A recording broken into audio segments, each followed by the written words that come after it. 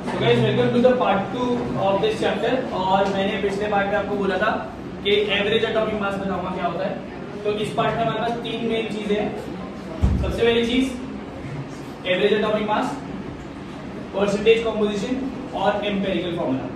ये तीनों चीजें काफी इंपॉर्टेंट है और इन पे क्वेश्चन बन सकते हैं और तीनों ही चीजें काफी इजी भी हैं, ज्यादा मुश्किल ये वाला पार्ट में कुछ भी नहीं होने वाला। एवरेज एटॉमिक मास होता है क्योंकि आपको पता है कि एक ही एलिमेंट के अलग अलग आइसोटोप होते हैं और कैलकुलेशन करने के लिए हमें यही नहीं पता होगा कि आइसोटोप कौन सा है, तो हम उस एलिमेंट का एक एवरेज ले लेते हैं जो पूरी दुनिया की मास को ऐड करके बनता होगा। निकालने का क्या तरीका है? बड़ा ही आसान तरीका है। मान लेते हैं जैसे कि सबसे पहला एग्जांपल है, कार्बन के आइसोटोप दे रखे हैं। कार्बन का आइसोटोप 12, 13 और 14। इन तीनों की परसेंटेज एक दूसरे के साथ, टोटल कार्बन अगर 100 है उसमें से कार्बन 98.9% है, कार्बन 13 1.1% है और जो छोटा मोटा बचा, जो बचा ही नहीं, 2 × 10 की पावर -10 मतलब 0.1 2 3 4 5 6 7 8 9 इतने परसेंट कार्बन 14 है, मतलब ना के बराबर है। इन सब का यू दे रखा है, यूनिफाइड मास जो भी दे रखा है। कार्बन का 12, कार्बन 12 का 12, 13 वाले का 13.00335 और 14 वाले का 14.00317। सबसे पहली बात आपको क्या ध्यान में रखनी है कि ये जो मास 13.00 कुछ दे रखा है इसको 13 ले लेना और 14 पॉइंट कुछ दे रखा है इसको 14 लेना। क्या इतना ले सकते हैं? अब देखते हैं एवरेज मास निकालते हैं कैसे। क्या करना है आपको? अबंडेंस और मास का मल्टीप्लिकेशन करना है। अबंडेंस और मास का क्या करना है? मल्टीप्लिकेशन। 98.9 को 12 से मल्टीप्लाई मारूंगा, आंसर आएगा 1186.8। फिर 13 को 1.1 से मल्टीप्लाई करूंगा, आंसर आएगा 14.3। और क्योंकि ये पूरा 0 पॉइंट इतने सारे जीरो है, इसको मैं 0 ले लूं। 0 × 14 का मास क्या आता है? 0। तीनों का आपने प्रोडक्ट बनाया, सबके मासेस की जितने भी वैल्यू है उन सबको कर देंगे ऐड। क्या कर देंगे? आ जाएगा 1201.1। तरीका क्या है? पहले प्रोडक्ट अबंडेंस और यू का प्रोडक्ट निकालना है, सबको ऐड करना है और टोटल मास को जो भी आया उसे 100 से डिवाइड करना है। किससे डिवाइड करते हैं? 100 से। तो 1201.1 divide by 100 will be equal to 12.011 u। 12.011 u को हम लेट कर लेते हैं यहाँ पे 12। सिंपल है क्वेश्चन, ठीक है। ऐसे ही दो और क्वेश्चन एनसीईआरटी में दे रखे हैं, मैंने आपको लिख दिए जिससे कि आप साथ साथ प्रैक्टिस कर लो। यहीं पे वीडियो को पॉज करके भी आप कर सकते हैं क्वेश्चन। एक है 9th क्वेश्चन, एक है 13th क्वेश्चन। 9th क्वेश्चन में दे रखा है क्लोरीन का मास G, 2 दे रखे हैं और 32nd क्वेश्चन में दे रखा है आर्गन का मास।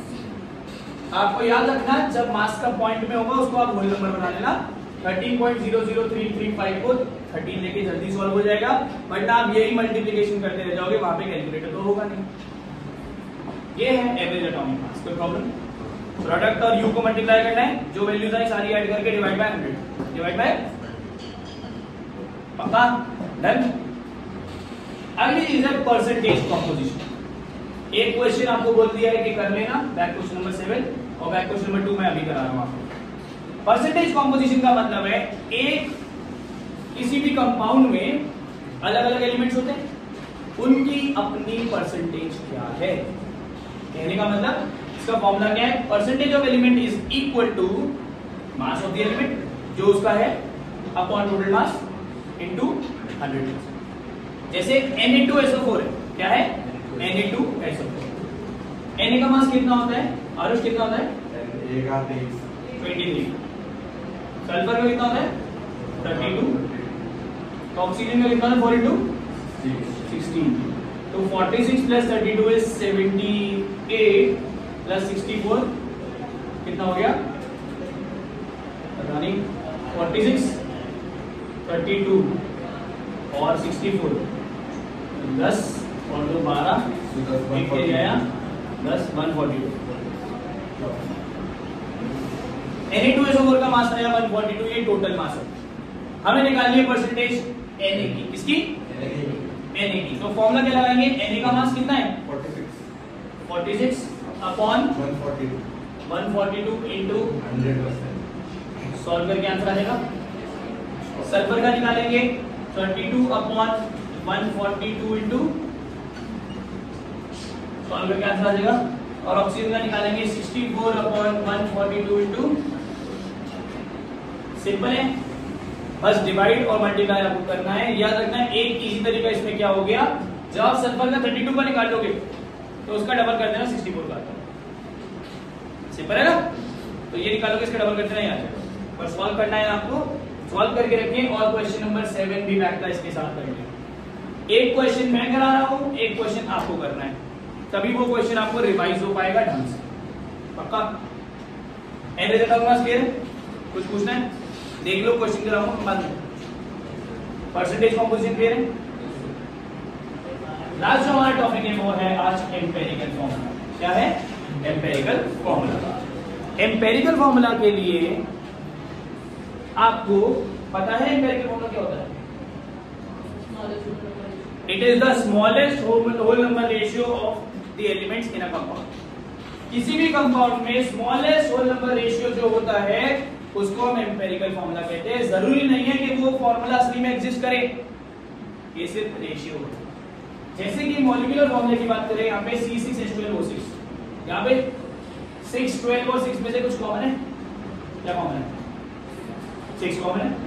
जो भी कॉमन होता है नंबर 6 कॉमन है, तीनों में 6 आता है, तीनों 6 से डिवाइड हो सकते हैं, उसको हम n के नीचे रखते हैं, जिसे हम कहते हैं कॉमन फैक्टर। क्या कहते हैं? और n के नीचे रख दिया, ये आ गया 6। क्या बचा यहाँ पे? यहाँ बचा C अगर 6 से 6 डिवाइड होगा कितना बचा? H अगर 12 से 6 डिवाइड होगा कितना बचा? 2। माइनस नहीं करना, डिवाइड करना। ऑक्सीजन क्या आएगा? ये आ गया इसका एम्पेरिकल फॉर्मूला, और ये कॉमन है। इसका बताएं एम्पेरिकल फॉर्मूला क्या आएगा? H। और कॉमन फैक्टर इसका बताएं नीचे वाले का? CH3। इसका क्या है? CO2। क्योंकि इसमें रेशियो पहले 1:2 है, 1 आ गया तो फिर इसका कॉमन फैक्टर और नहीं निकल सकता है। CO2 इसका एम्पेरिकल और मॉलिक्यूलर दोनों सेम फॉर्मूला है, ठीक है। कॉमन फैक्टर इसका, इससे हम एक फॉर्मूला बना सकते हैं कि molecular formula equal to empirical formula into common factor. Molecular formula equal to empirical formula into common factor. अगर आपको एम्पेरिकल फॉर्मूला दे दिया, कॉमन फैक्टर निकाल लिए, दोनों मल्टीप्लाई करना क्या आएगा? अब इसको हम करके देखेंगे। बहुत शॉर्ट वीडियो है ये, अभी 8 मिनट की वीडियो हो चुकी है, 10 से 12 मिनट में ये खत्म हो जाएगा क्वेश्चन। ये क्वेश्चन सबसे ज्यादा बार पूछे जाने वाला क्वेश्चन है, याद रखना। एम्पेरिकल फॉर्मूला में एनसीईआरटी के अलावा भी बहुत सारे आपको क्वेश्चंस करने पड़ेंगे। मैंने बहुत सारे एमसीक्यूज आपको भेजे, उनमें बहुत सारे क्वेश्चंस है, वो भी आप कर सकते हैं, बट रेगुलरली उसकी प्रैक्टिस रखो। एम्पेरिकल फॉर्मूला से घुमा के क्वेश्चन 100% आएगा, और अगर इजी आया तो यही क्वेश्चन है। देखिए एग्जाम्पल नंबर 2 में बोल रखा है कि आपके पास 3 एलिमेंट्स हैं, कार्बन, हाइड्रोजन एंड क्लोरीन। क्या क्या? Carbon, hydrogen and chlorine. Carbon, hydrogen and chlorine पे इनकी परसेंटेज दे रखी है कि कितनी कितनी है। कार्बन है 24.07%, हाइड्रोजन है 4.07%, क्लोरीन है 71.65%। ये क्वेश्चन में गिवन है। एनसीईआरटी के साथ सॉल्व नहीं करेंगे, एनसीईआरटी का एग्जांपल है, बस क्वेश्चन लिख के अपने आप से सॉल्व करो। टेबल बना लेनी है, एलिमेंट्स इधर लिखिए, परसेंटेज इधर लिखिए, कोई दिक्कत? पक्का? जो परसेंटेज आएंगे उसी को ही हम मास वेट कर लेंगे, गिवन मास। जो परसेंटेज आएगी उसी को क्या कर लेंगे? जो भी मास आया अब उसमें निकालने हैं नंबर ऑफ मोल्स। क्या निकालने बेटा? इधर देखें सब लोग, इधर नंबर ऑफ मोल्स क्या होता है? Given mass upon molar mass. इसका 12 है, इसका given mass upon molar mass hydrogen कितना होता है, और गिवन मास इसका 76.5, मोलर मास कितना है 35. सॉल्व करके आएगा इसका 2.02,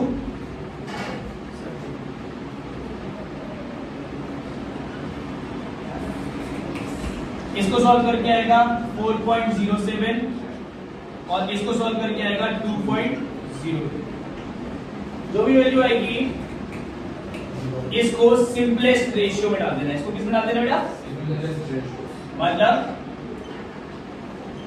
रेशियो में कैसे निकालेंगे? तीनों के नंबर कौन निकालिए? सबसे छोटी वैल्यू इन तीनों में कौन सी है? 2.02 से 2.02 को डिवाइड कर दो, क्या आएगा? 4.07 को डिवाइड कर दो, क्या आएगा? 2 कुछ आएगा, तो हम रेशियो होल नंबर में लेते हैं तो 2 आएगा। और 2.02 को फिर से 2.02 से करते हैं, रेशियो आप निकाल लेंगे। आप बोलेंगे कार्बन कितने हैं, हाइड्रोजन कितने हैं, क्लोरीन कितने हैं। ये है आपका एम्पेरिकल, क्या है? एम्पेरिकल। पक्का? परसेंटेज को मास मान लेंगे, मास को फिर नंबर ऑफ मोल्स, जो सबसे छोटा नंबर ऑफ मोल है उससे सबको डिवाइड। पक्की बात? इसमें जब एम्पेरिकल फॉर्मूला आपके पास आ ही गया है, आप इसका मास निकालेंगे। एम्पेरिकल फॉर्मूला मास, बताइए कार्बन का कितना होता है? 12। हाइड्रोजन का कितना होता है? 2 × 1 2। क्लोरीन का 35 क्या आया? 49.5। ये क्या आ गया? Empirical formula mass. क्या आ गया? इस क्वेश्चन में बोला था एम्पेरिकल फॉर्मूला निकालो, निकाल लिया। इस क्वेश्चन में एक और चीज बोली थी, एम्पेरिकल फॉर्मूला के साथ साथ मॉलिक्यूलर फॉर्मूला भी निकालो। क्या निकालो? मॉलिक्यूलर फॉर्मूला का मुझे फॉर्मूला क्या होता है? Empirical formula into n। Empirical formula है हमारे पास, n निकालना है। क्या निकालना है? n कैसे निकालते? कहीं है बोर्ड पे? ये पक्का? एम्पेरिकल फॉर्मूला मास हमारे पास है, मॉलिक्यूलर मास क्वेश्चन में गिवन है। आपको बोल रखा है मॉलिक्यूलर मास जो है क्वेश्चन में गिवन है 98.96 ग्राम। तो n की वैल्यू निकालेंगे, n equal to molecular mass कितना है, एम्पिरिकल फॉर्मूला मास कितना है, सॉल्व करेंगे 1.99 आएगा, जिसे हम 2 ले लेंगे। क्या ले लेंगे? अब मॉलिक्यूलर फॉर्मूला निकालना है, कैसे निकालते हैं? एम्पिरिकल फॉर्मूला क्या है? CH2Cl इनटू n क्या है? C2H4Cl। ये आपका आ गया फाइनल आंसर। एम्पिरिकल फॉर्मूला निकालना था तो यहीं तक छोड़ देना होता है। मॉलिक्यूलर फॉर्मूला निकालना है तो एम्पिरिकल फॉर्मूला मास निकालना पड़ेगा, n निकालना पड़ेगा, और फिर n और एम्पिरिकल फॉर्मूला को मल्टीप्लाई करके क्या निकालना पड़ेगा? Molecular formula. क्या ये बात क्लियर? इसी में ही एनसीईआरटी के बैक में क्वेश्चन नंबर 3 दे रखा है, वो कर लेना। वो क्वेश्चन Fe और O2 का है, बहुत ही इजी है। रेशियो बनाना, कोई डाउट है तो आप मेरे से पूछ लेना, ठीक है।